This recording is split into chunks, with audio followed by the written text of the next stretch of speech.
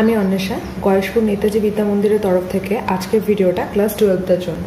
আজকে আমরা একটা খুব ইম্পর্টেন্ট টপিক নিয়ে আলোচনা করব এবং এটা কিছুটা শুনে কমপ্লেক্সও মনে হতে পারে, কিন্তু জিনিসটা একদমই জটিল নয়। তো আজকে আমরা যেটা নিয়ে আলোচনা করব সেটা হচ্ছে লিঙ্কেজ। তো প্রথমে আমাদের জানতে হবে লিঙ্কেজ জিনিসটা কি।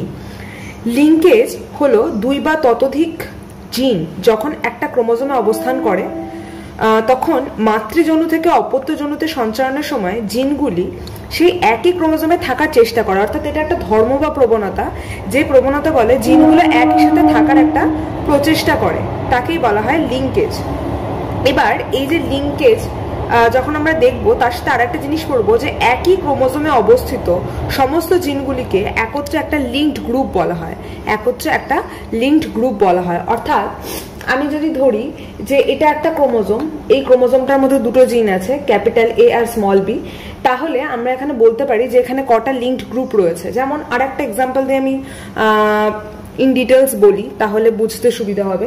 একটা ড্রসোফিলা মাছির মধ্যে 8টা ক্রোমোজোম থাকে, অর্থাৎ ও 2n মানে হচ্ছে 8। যদি আমাকে লিঙ্কড গ্রুপ বের করতে হয় তাহলে আমাকে নাম্বার অফ nটা বের করতে হবে, অর্থাৎ 4। তাহলে এটা হচ্ছে লিঙ্কড গ্রুপ, এটা জানতে হবে। এরপর আমি একটা জিনিস সম্পর্কে আলোকপাত করব, সেটা হচ্ছে লিঙ্কেজের দশা। লিঙ্কেজের দশাকে দুটো ভাগে ভাগ করা হয়, একটা সিস বা এটাকে ইংলিশে বলা হয় কাপলিং দশা, যেখানে দেখানো হয়েছে যে ক্যাপিটাল এ ক্যাপিটাল বি এই দুটো একটা পোর্শনে আছে, মানে ক্রোমোজোমের একটা হাতে আছে, আর স্মল এ স্মল বি এটা হচ্ছে ক্রোমোজোমের আর একটা হাতে আছে। অর্থাৎ দুটো দশা বললাম, সিস দশা ট্রান্স দশা, সেটা কিরকম হয়, যেখানে দুটোই দেখা যাচ্ছে ক্যাপিটাল হরফে লেখা হয়েছে।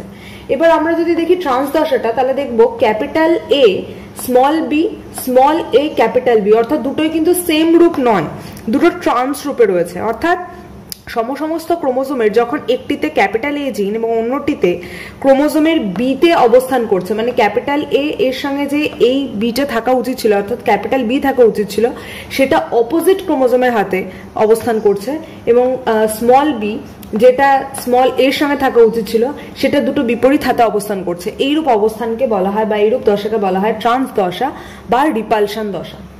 এরপর আমরা পড়বো লিঙ্কেজের প্রকারভেদ। লিঙ্কেজকে মূলত দুটো ভাগে ভাগ করা হয়, একটা সম্পূর্ণ লিঙ্কেজ আর একটা হচ্ছে অসম্পূর্ণ লিঙ্কেজ। সম্পূর্ণ লিঙ্কেজটা কি একটু বুঝিয়ে দিই। যদি আমি যখন দেখাবো যে 100%, অর্থাৎ এটা যদি মায়ের জেনারেশন হয়, মায়ের জেনারেশন থেকে যখন অপত্যের জেনারেশনে অর্থাৎ F1 জেনারেশনে জিনগুলো প্রবাহিত হচ্ছে, দেখাতে হবে যে 100% প্রবাহিত হচ্ছে, অর্থাৎ জিনগুলোর মধ্যে কখনো ক্রসিং ওভার হবে না। সম্পূর্ণ লিঙ্কেজ তাকে বলবো যখন জিনগুলো একই ক্রোমোজোমের একই বাহুতে থাকার প্রবণতা দেখাবে এবং কখনোই তারা কি হবে পরস্পর নিজেদের মধ্যে ক্রসিং ওভার করবে না, তখন তাকে বলা হবে সম্পূর্ণ লিঙ্কেজ। সম্পূর্ণ লিঙ্কেজটা কিভাবে হয় সেটা আমরা দেখাচ্ছি। ক্যাপিটাল এ ক্যাপিটাল বি একটা ক্রোমোজোমের বাহুতে আছে, অপর বাহুতে স্মল এ স্মল বি আছে, এর সাথে ক্রস করাচ্ছি আমরা স্মল এ স্মল বি, এরকম অবস্থায়। তা থেকে তাহলে আমরা গ্যামেট কি কি পাবো, ক্যাপিটাল এ ক্যাপিটাল বি এটা একটা গ্যামেট পেয়েছি, আর স্মল এ স্মল বি এটা একটা গ্যামেট পেয়েছি, আর এখান থেকে একই টাইপের গ্যামেট পাবো, অর্থাৎ একটাই গ্যামেট পাবো স্মল এ স্মল বি। তাহলে F1 জনুতে কি দেখা যাচ্ছে, ক্যাপিটাল এ ক্যাপিটাল বি এটার সাথে ক্রস হবে এটা স্মল এ স্মল বি বেরিয়েছে, আর একটা স্মল এ স্মল বি এটার সাথে ক্রস হবে এটা যেটা বেরিয়েছে। এখানে দেখতে পাবো, অর্থাৎ এখানে আমরা দেখাচ্ছি 100% যে লিঙ্ক জিন তার সঞ্চারণ হচ্ছে। কিভাবে দেখা যাচ্ছে, এখানে কোনো ক্রসিং ওভার হচ্ছে না, অর্থাৎ যে লিঙ্কেজ প্রক্রিয়ায় কোনো রূপ ক্রসিং ওভার হবে না, যেমন ছিল মানে মাতৃ অবস্থায় ক্রোমোজোমের বাহুতে যেভাবে ক্রোমোজোমের অবস্থান ছিল সেম হুবহু সেম অবস্থায় সন্তানের দেহ সঞ্চারিত হয়েছে, কোনো রকম ক্রসিং ওভার ঘটবে না, তখন তাকে আমরা বলবো সম্পূর্ণ লিঙ্কেজ। অন্যদিকে অসম্পূর্ণ লিঙ্কেজ আমরা কাকে বলবো বা কিভাবে হয়, এটা মাথায় রাখতে হবে। যখন দুই বা ততোধিক জিন যখন একটি ক্রোমোজোমের উপর থাকে এবং মাতৃজনু থেকে অপত্যজনুতে সঞ্চারিত হওয়ার সময় জিনগুলির ভেতরে ক্রসিং ওভার হবে, অর্থাৎ অসম্পূর্ণ প্রকটতার ক্ষেত্রে কিন্তু একটা ক্রসিং ওভার হওয়ার চান্স থাকে। কি করে ক্রসিং ওভার হচ্ছে আমি এখানে দেখাচ্ছি।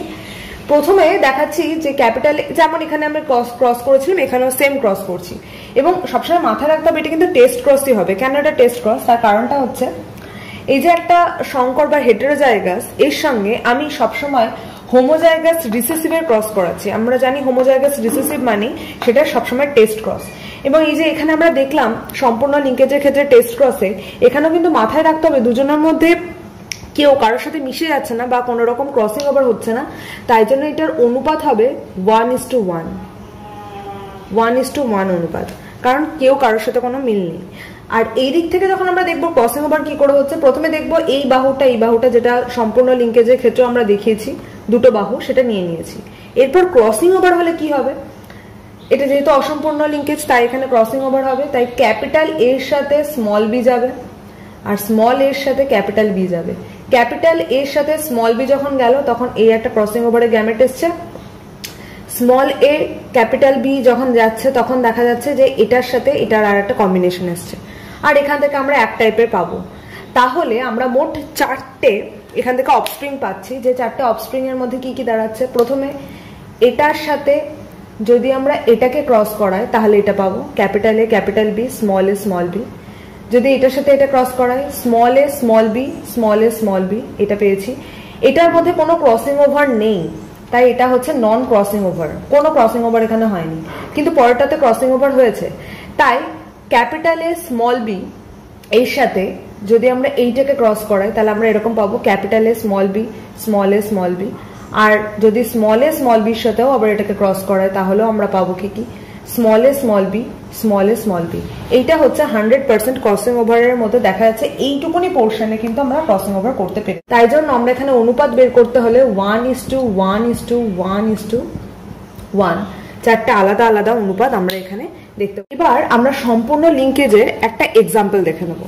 এটা ড্রসোফিলার মধ্যে দেখতে পাওয়া যায়, সেখানে ড্রসোফিলার আমরা দুটো বৈশিষ্ট্যকে নিয়েছি বা দুটো বৈশিষ্ট্যকে ফোকাস করেছি। একটা হচ্ছে বিটি মানে হচ্ছে বেন্ট উইং। বেন্ট উইং মানে হচ্ছে ড্রসোফিলার নর্মালি একটা মাছি, ফল মাছি, যার পাখনাটা সোজাই থাকে, কিন্তু যদি এটা রিসেসিভ কন্ডিশনে দেখি অনেক সময় তাহলে বেন্ট উইং দেখতে পাওয়া যাবে। আর একটা হচ্ছে SVN মানে শেভেন ব্রিশেল, অর্থাৎ ওর একটা হুল থাকে, যে হুলটা নর্মালি থাকা উচিত কিন্তু যদি অ্যাবনর্মাল কন্ডিশন থাকে তখন সেটা দেখতে পাওয়া যাবে না, সেটার নাম হচ্ছে সেভেন ব্রিশেল। এই যে অংশটা এটাকে আমরা রিসেসিভ ধরছি আর প্লাসটাকে আমরা নর্মাল জিন ধরছি, এটা হচ্ছে আমাদের প্রোকট। তাহলে এবার P1 জেনারেশনে আমরা একটা বাহক যাকে বলি তার সাথে একটা ক্রস করানো হচ্ছে, এটা একটা হেটেরোজাইগাস কন্ডিশন, আর একটা আমরা পুরো হোমোজাইগাস রিসেসিভ কন্ডিশনের সাথে এর আমরা ক্রস করাচ্ছি।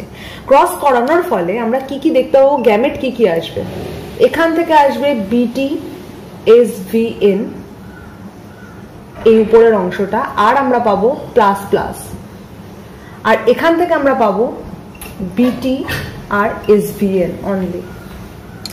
এইবার যদি আমরা এইটাকে ক্রস করি অর্থাৎ F1 জেনারেশনে, তাহলে আমরা কি কি দেখতে পাবো, আমরা দেখতে পাবো যেটা সেটা হলো BT/SVN বাই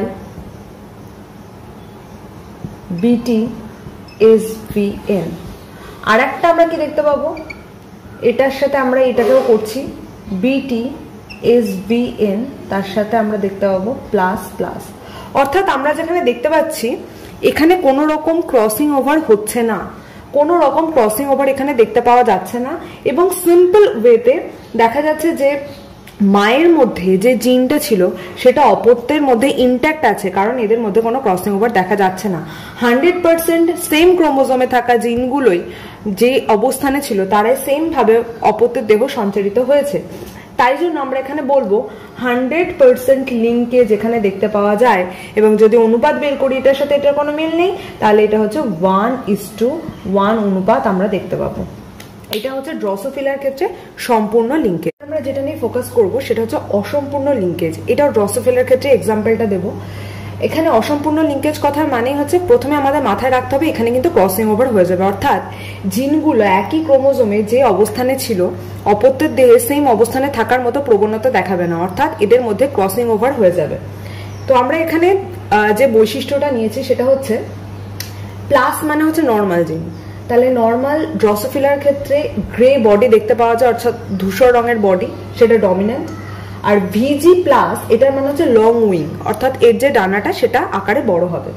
আর রিসেসিভ কন্ডিশনে কি রেখেছি, শুধু বি, যেখানে প্লাস ইউজ করিনি, সেটাকে আমরা ধরেছি ব্ল্যাক বডি, অর্থাৎ কালো রং, যেটা নর্মালি দেখতে পাওয়া যায় না, এটা ওদের রিসেসিভ কন্ডিশন। আর ভিজি প্লাস দিইনি, অর্থাৎ ভেস্টিজিয়াল উইং, মানে উইংটা প্রপারলি লং নয়, বড় নয়, ছোট বেটে খাটো একটা উইং, মানে ডানা। তো এইটা হচ্ছে আমাদের রিসেসিভ বৈশিষ্ট্য আর এটা হচ্ছে ডমিনেন্ট বৈশিষ্ট্য। এবার দেখা যাচ্ছে একটা সম্পূর্ণ সুস্থ, অর্থাৎ এদের মধ্যে দেখতে পাওয়া যাবে যেটা, সেটা হচ্ছে গ্রে বডি আর তার সাথে অ্যান্ড লং উইং। এর সাথে আমি ক্রস করাচ্ছি এখানে ব্ল্যাক বডি আর ভেস্টিজিয়াল উইং, এরকম একটা ড্রসোফিলার আমি ক্রস করাচ্ছি। তো এখানে ক্রস করানোর ফলে কি দেখা যাচ্ছে, গ্যামেট, এই গ্যামেট উৎপাদনটাও খুব ভালো করে বুঝতে হবে। প্রথমে গ্যামেটে আমরা কি দেখব, যেটা আছে সেটাই আমরা বসাবো। ভিজি প্লাস, এটা একটা গ্যামেট, অবশ্যই বি আর ভিজি, এইটা একটা গ্যামেট যাচ্ছে। এবার এই যে দুটো গ্যামেট তৈরি হয়েছে, এই দুটোর মধ্যে ক্রস করানো হলো, অর্থাৎ এটা F1 জেনারেশন। কি কি পাচ্ছি, বি প্লাস, ভিজি প্লাস আর বি আর ভিজি। এই যেটা উৎপন্ন হলো সেটার বৈশিষ্ট্যটার নাম হবে, কিন্তু যেহেতু এখানে প্লাস আছে তাই এটার বৈশিষ্ট্যটার নাম হবে গ্রে বডি লং উইং। কেন? কারণ এখানে বি প্লাস আর ভিজি প্লাস আছে, যেটা কিনা আমরা প্রথমে ধরে নিয়েছি ডমিনেন্ট।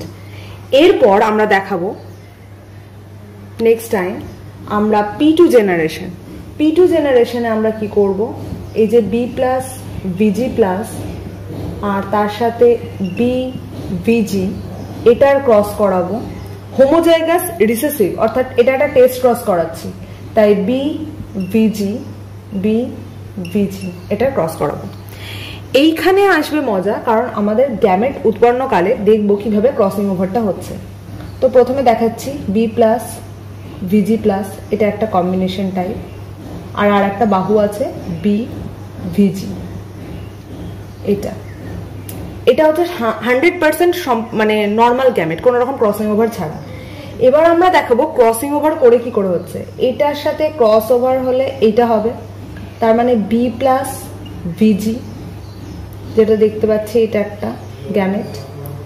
আর যদি এটার সাথে এইটার ক্রসিং ওভার হয় তাহলে হবে বি ভিজি প্লাস,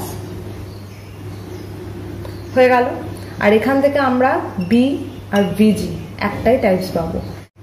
তাহলে এখান থেকে আমরা যে জিনিসটা দেখব সেটা হচ্ছে এইটুকুনি পোর্শন হচ্ছে নন ক্রস, যার মধ্যে কোনো ক্রসিং ওভার হয়নি, আর বাকি নিচের পোর্শনটা হচ্ছে ক্রসিং ওভার হয়েছে। আর আমরা তো এটা পেয়েছি, তাহলে এখান থেকে আমরা চারটে টাইপসের অফস্প্রিং পাবো। কি কি পাবো, প্রথমে এটার সাথে ক্রস করবো এটা, অর্থাৎ বি প্লাস ভিজি প্লাস, তার সাথে বি ভিজি, যেটা 100% মাদার এর যে বৈশিষ্ট্যটা সেটাই পেয়েছে, কোনো রকম ক্রসিং ওভার হয়নি, তাই এটা নন ক্রস ওভার রিজিয়ন। তারপর বি ভিজি অর্থাৎ বি ভিজি, তার সাথে আবার আমরা এটার যে পোর্শনটা পেয়েছিলাম, মানে এটার সাথে যদি এটা ক্রস করায় তাহলে যেটা পাবো বি ভিজি। এটা কিন্তু 100% নন ক্রসিং ওভার, মানে এখানে কোনো রকম ক্রসিং ওভার হয়নি। বি প্লাস ভিজি, তার সাথে এটা উপরে রেখেছি, আর বি ভিজি নিচে, আর লাস্টে এই অংশটা বি ভিজি প্লাস, তার সাথে ক্রস করাবো বি ভিজি, তৈরি হয়েছে এটা কিন্তু ক্রসিং ওভার পোর্শন। এবার দেখা যাচ্ছে চারটের মধ্যে কারোর সাথে কারো কোনো মিল নেই, তাহলে আমরা অনুপাত যদি বের করি তাহলে দেখবো 1:1:1:1। এটা অনেক জায়গায় প্রশ্ন আসে যে দ্বিসংকর জননের ক্ষেত্রে যদি টেস্ট ক্রস করা হয় তাহলে তার অনুপাত কত আসে, 1:1:1:1, সেটা কি করে আসে সেটা এখানে দেখানো হলো। তার মানে এটা দেখানো হচ্ছে অসম্পূর্ণ, মানে যে লিঙ্কেজটা রয়েছে অসম্পূর্ণ লিঙ্কেজে কিভাবে সঞ্চারিত হয়, এবং এটা মাথায় রাখতে হবে অসম্পূর্ণ লিঙ্কেজ মানেই সেখানে ক্রসিং ওভার হবে। সেটা এই ছকের মাধ্যমে উদাহরণের সাহায্যে করে দেখানো হলো। Thank you.